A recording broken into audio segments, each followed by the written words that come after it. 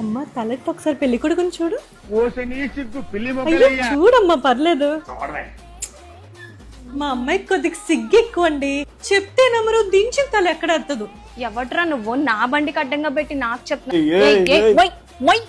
రానోరు మా అమ్మాయి అని చెప్పుకోవడం కాదు కానీ అసలు పెద్దోళ్ళంటే చాలా గౌరవం అండి. అసలు ఎంత వినయంగా ఉంటుందో తెలుసా?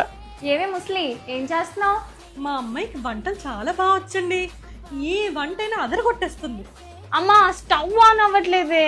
అది కూడా వెలిగించడం రాదు. ఈ నాబ్ ఆన్ చేసి అప్పుడు వెలిగించాలి. అండ్ ఇంటి పనులు అయితే చక్ చక్ చక్ చక్ చక్ చేసేస్తుంది. ఎంత ఫాస్ట్ తెలుసా మా అమ్మాయి? ఏంటి చెత్త అంతా క్లీన్ చేసి త్వరగా. నాకంత ఓపిక లేదు, కావాలంటే నువ్వు చేసుకో. పొద్దున్న లేచిన వెంటనే స్నానం చేసి సుప్రభాతం చదివింది దాని డే స్టార్ట్ అవ్వదు. పొద్దున్న 11 అయింది. ఏంది మొద్దు నిద్ర?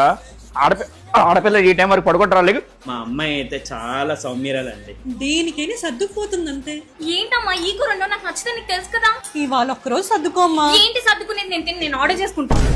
మా గొప్పలు మేము చెప్పుకోవడం కాదు కానీ పెళ్ళి అయితే మీరే చూస్తారుగా మా అమ్మాయి గొప్పతనాన్ని. అయిపోయింది, బతికి అయిపోయింది. నీకు జాగ్రత్త పడుకుంటా.